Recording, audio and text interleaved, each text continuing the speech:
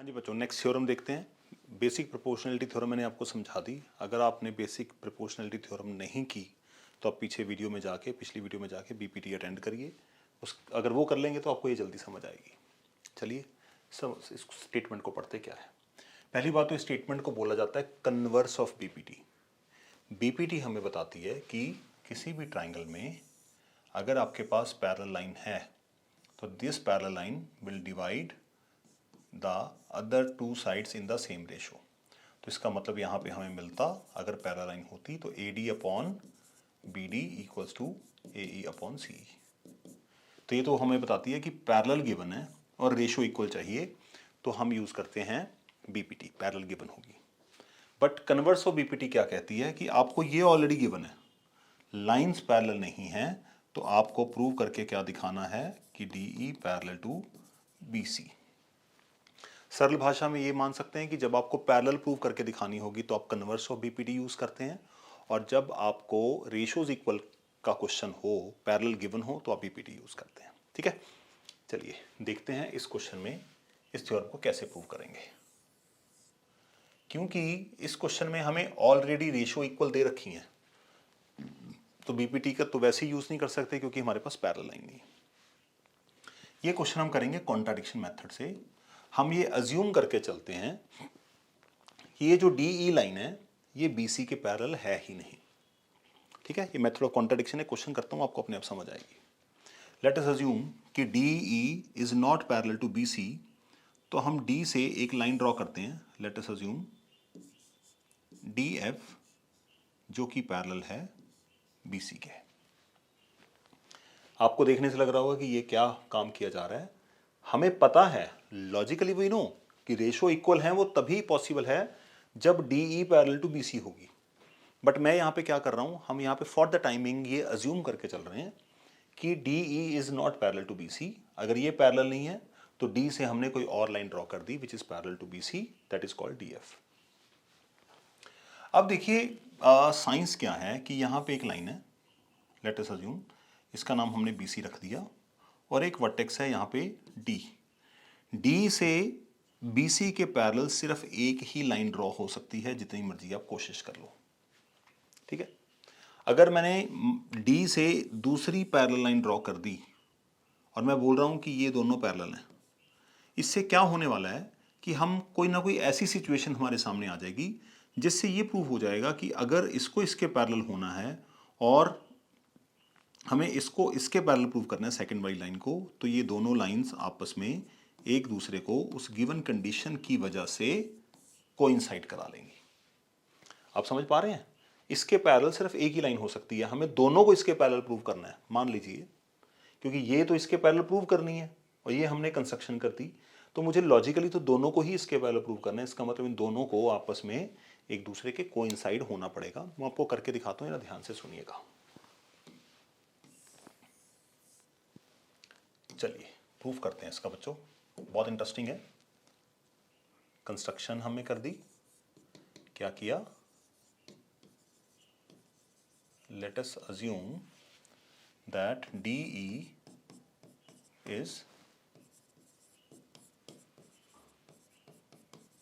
Is not parallel to B C, तो let us draw D F parallel to B C. ठीक है जी, तो हमने अज्यूम कर लिया कि ये दोनों पैरेलल नहीं है, तो हमने एक लाइन और ड्रॉ कर दी D F which is parallel to B C. अब देखिए ध्यान से, बहुत छोटा सा सवाल है, बीपीटी में तो फिर भी टाइम लगता है, इसमें तो वो भी नहीं लगता। देखिए क्या होगा, क्योंकि पैरेलल दे रखी है तो मैंने अभी आपको बताया था कि जब पैरेलल गिवन हो in triangle ABC, we can say DF is parallel to BC। ये हमने अभी कंस्ट्रक्शन की है, DF is parallel to BC। अगर पैरेलल है तो BPT यूज की जा सकती है उतने पार्ट में जहां पे डिवीजन हो रही है। तो जो DF है वो AB को कहां पे डिवाइड कर रही है बच्चों, D पे। तो therefore we can imply that AD upon BD, और DF उधर जाके कहां पे डिवाइड कर रही है, F पर। तो इसका मतलब मुझे लिखना पड़ेगा AF upon CF using BPT।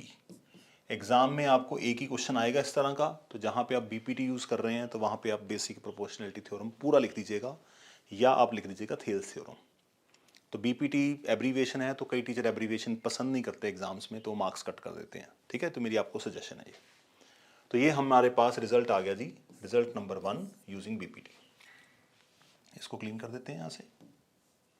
Okay, now कुछ हमें गिवन भी था, उसको नहीं भूलना। ये देखो, ये पड़ा गिवन। तो गिवन क्या है? Also we have been given AD upon BD equal to AE upon CF। ये आ गया, यहाँ पे ब्रैकेट में रीजन दे देंगे गिवन, और ये आ गई क्वेश्चन नंबर 2। ठीक है जी। तो DF की हेल्प से हमने निकाला AD upon BD equal to AF upon CF। Question में हमें ऑलरेडी गिवन है AD upon BD equal to AE upon CE, तो वो भी हमें यूज करनी है। अगर आप इन दोनों इक्वेशंस की लेफ्ट हैंड साइड्स को देखेंगे तो क्या आया बच्चों? AD upon BD AF upon CF, AD upon BD AE upon CF। तो यहां पे हम क्या करेंगे? यूजिंग, क्योंकि इनकी LHS इक्वल है तो RHS भी इक्वल होगी, तो हम लिख सकते हैं AF upon CF equals to AE upon CF। AF upon CF equal to AE upon CF। CF और CF हो गए कैंसिल। CF और CF जब कैंसिल हुए, what we are left with? AF equals to AE। AF equals to AE। ये result मेरे पास आ गया जी। क्योंकि हमने पैरेलल ड्रॉ की थी, तो पैरेलल होने की वजह से हमें बोला जा रहा है कि AF इक्वल टू AE है। अब इस कॉम्प्लिकेटेड रिजल्ट को देखिए क्या है। जैसे मैंने यहाँ पे कोई लाइन बनाई, ये AF है और लेट अस अज्यूम ये AE है और ये F है। मैं यहाँ पे कह रहा हूँ कि AF इक्वल्स टू AE, तो यहाँ पे दो पॉसिबिलिटी बनेंगी इसके लिए, अगर आप ध्यान से समझें। या तो E उठ के F के ऊपर आएगा। देखो ना, अगर ये 4 सेंटीमीटर है और ये भी 4 सेंटीमीटर है, तो ये तो कोई सेंस नहीं बनती। अगर दोनों 4-4 सेंटीमीटर हैं, इसका मतलब E को यहाँ से उठ के इसके बराबर आना पड़ेगा। तो हम यहाँ पे ऐसे लिखेंगे कि अब दोनों 4 हैं। या आप ये बोल सकते हो कि F को किसके पास जाना पड़ेगा? E के पास जाना पड़ेगा, तभी दोनों इक्वल आएंगी। तो यहाँ पे आ रहा है AE इक्वल टू AF। तो हम इस झगड़े को यहीं पे खत्म करते हैं कि F E के ऊपर आएगा या E F के ऊपर आएगा, हमें उससे फर्क नहीं पड़ता।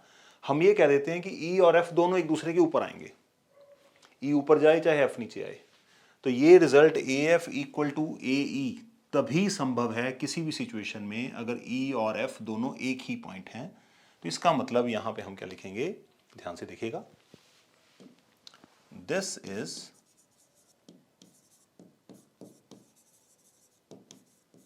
possible only when E and F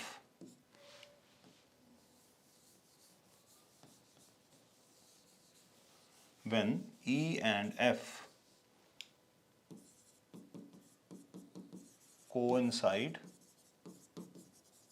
each other। when E and F coincide each other, तो अगर E और F कोइंसाइड कर रहे हैं, इसका मतलब ये दोनों एक ही लाइनें बन जाएंगी। अगर ये दोनों एक ही लाइनें बन रही हैं तो DF पैरेलल टू BC है, इसका मतलब हम ये भी तो बोल सकते हैं कि DE पैरेलल टू BC है। ठीक है, तो इसी तरह से हम यहां पे प्रूव करेंगे। हेंस हम कह सकते हैं कि because F and E coincide and DF parallel to BC।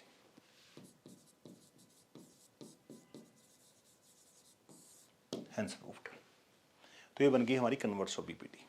एक बात यहाँ पे समझ के चलनी है कि कन्वर्स ऑफ BPT बहुत इंपॉर्टेंट है। जब भी आपको लाइंस पैरेलल करने का क्वेश्चन आ जाए तो आपको कन्वर्स ऑफ BPT की याद आनी चाहिए, और जब आपको रेशो इक्वल करने का किसी भी तरह से क्वेश्चन आ जाए तो आपको क्या यूज़ करना है? आपको BPT यूज़ करनी। तो इम्पॉर्टेंट है। आपको एग्ज़ाम में, बोर्ड के एग्ज़ाम में क्वेश्चन आ सकता है कि state the converse of PPT and prove it. तो आपको स्टेटमेंट भी याद होनी चाहिए और आपको इसका प्रूफ भी करना आना चाहिए। ठीक है जी। तो if you like the content, please hit the subscribe button and share it with your friends. Till then I wish you all the best. God bless you.